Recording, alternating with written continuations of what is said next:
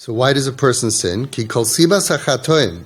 The reason for sin, machmas harichuk, is because of distance. Shenesrachik adam Hashem Yisbarach, that a person is distant from Hashem. Ve'ein rayos kvadei hamalek kol haaretz. He doesn't see the glory of Hashem that fills the entire world. De'im hayaraya es Hashem Yisbarach. If a person would see God, ha'oimid alav, which is standing on top of him, v'raya b'masav, and is watching him. So b'shum oifin, b'shum panim le'hayachayte. Nobody would sin. So when we're focused, we feel that Hashem is present and Hashem is watching us. There's a spotlight on us. There's a video camera on us, and we don't sin. But as things happen, so what happens is we feel distant. Our consciousness of Hashem goes down. Somehow the Yetzer Hara can do that. We get busy, or we get sidetracked, or our brain becomes like only working at 50% capacity. We just don't feel it. And that richuk, that distance, so to speak, from acknowledging, there's no actual physical distance. He's just as close. But in our minds, we become distant, as if, right? But we're really not distant. He's really there. And he's really, his covet, his holiness is Malei Kol Haaretz Kavodei. It surrounds and it's Mamala Kol Haaretz. It fills the world. It's everywhere. Hashem is here. Hashem is there. Hashem is truly everywhere. But if you don't feel that, so that's why you sin. Because if you saw Hashem's covet, if you saw it, then, or as close as we get to it, where we see a miracle, or we see at the kaisel, where we feel, right, then we don't sin. The Ravid says in Sefer Bali HaNefesh, Ato ben Adam, you person, human, ba'aznecha shema, you should hear in your ears, v'aseinecha tifkach, and you should open your eyes, v'tira tmunas yotzrecha oim disnegdecha. You'll see the tmuna, the picture, the vision of your Creator that is standing across from you, standing right there. Ure'ei, ki hu b'shamayim ata al haaretz, v'nishmarta mikol davara. And you'll see that He's above and you're down here, and that will protect you from doing bad. V'im hu nelam me'enei kol chai, and although He is nelam, you can't see Him. Me'enei kol chai, human eye cannot see Him. Achu nimtza b'lvavos, but He is found in our hearts. V'nigle b'machshavos, and He is revealed in our thoughts. Right? Where is God? He's in our hearts and He's in our thoughts when we can think. Ad kan, that's what the Ravid says. If we open our eyes, we open our consciousness, we will see Hashem in our lives, and all we see is Hashem. That's the ultimate. Some people say, where is God? There is no God. I don't see Hashem. And other people on the other side, all they see is Hashem. Everything is Hashem. And it's up to us, because He's not physically available for us to see.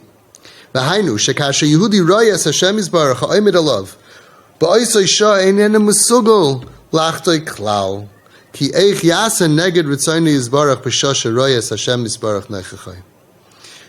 If a person sees and can visualize and can feel the truth, just because our eyes can't see it doesn't mean it's not there, right? A person could be allergic to mold. Just because you can't see it doesn't mean it's not going to hurt you. There's so many things in the airwaves that are real. Over here also, Hashem is real, even though our naked eye can't see Him. But if we could see Him and picture Him, that He is real, and He's seeing and watching us, how can I do something against the Ratzon Hashem when He's watching me? The only metzias of chet, right? You think about it, when they told the Yetzer Hara, we have a job for you. I'm going to create a world. I'm going to create people. I'm going to give them air. I'm going to give them gravity. I'm going to give them a whole world. It's so obvious that I exist. And I want you to convince them that I don't exist. The Yetzer Hara probably said to Hashem, that's impossible. How is that even? You're everywhere. If you wouldn't exist, there would be no world. If you would exist, there would be no air, no oxygen, no gravity, nothing. But yet, that's what He does. The metzios of Chatoim to exist, the ability for it to exist, is only because we can't see Hashem, and we don't feel Him, and we feel ourselves meruchek umunutak mimenu, and we feel ourselves meruchek, far away and separated from Hashem. So what's the difference in God's reality between me and a big tzaddik, the reality of Hashem is the same. But sin causes that I don't feel close to Hashem, even though it doesn't change the reality. Hashem is still just as close, just as much there, still a world, He still created it, nothing changed. But sin creates that we feel umargish es atzmai, we feel meruchak far umenutak mimenu, and cut off from Hashem. So that's really probably the biggest trick of sin. The saddest part of sin is the aftermath of sin. The actual Aveira we could do tshuva for. But the feeling that I'm separate from Hashem, then his consciousness goes down from 100 to 90 to 80 to 70 within us. And the davening becomes watered down. Am I talking to him? Am I not talking to him? Is he really listening? Is he not really listening? Does he care? Does he not care? Of course he cares. He's there. He's right there waiting in front of you, the same as the biggest tzaddik. But sin creates that bilbul hadas, that cloud, that smoky cloud of dust, of darkness, that in our own minds, it didn't change the reality, it didn't change Hashem. And then there's a metzios. When a person feels that way, there could be a metzios of chet. It could be possible that a person could sin against Hashem, because otherwise it's like, how on earth could you possibly sin? You jump up at Hashem, punch him in the nose. How are you fighting with God? How could you sin against God? He's creating you. He gives you everything. He gives you life. It's so pashut you can't. The only way is that a person's mind goes down and he feels separate, and all of a sudden the concept of Hashem fades away. Ad kedei kach, that it could be that a person even denies his existence, the existence of Hashem. And this is the battle that we all have. And even though we believe, but how much is Hashem in our consciousness, that really depends on every person at every stage in a different way.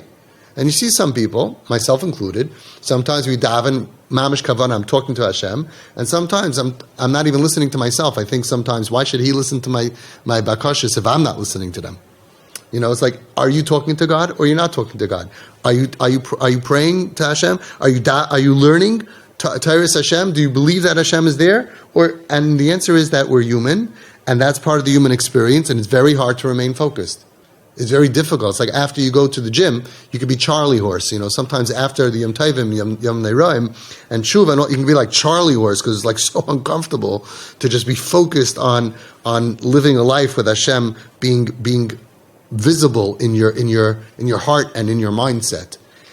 But that's what it is. That's where the whole war is. Because if you feel Hashem is real and you feel Him in your consciousness, then you never get. How could you sin? How could I sin? So there'll be for sure much, much, much less sins. And what the Yetzer Hara does is he makes us kind of not think, and we feel separated, and then there's a metzius, a possibility of sin to exist. Part of the Aseret Yemei Tshuva, part of coming back, is to work on that focus. When you raise your focus of Hashem in your life, and before you daven, you say, I'm going to talk to Hashem. I'm going to do a mitzvah. I'm going to follow the command of Hashem. And you put Hashem in your life, that will raise the connection between you, and then a lot of the sins that we would do fall away. Because there's less of a metzius, of a possibility of sinning against something that is so real. And it's up to us to make it real. Nobody else can make Hashem real to us, except us. That's the avodah that we have every single day, especially in these days.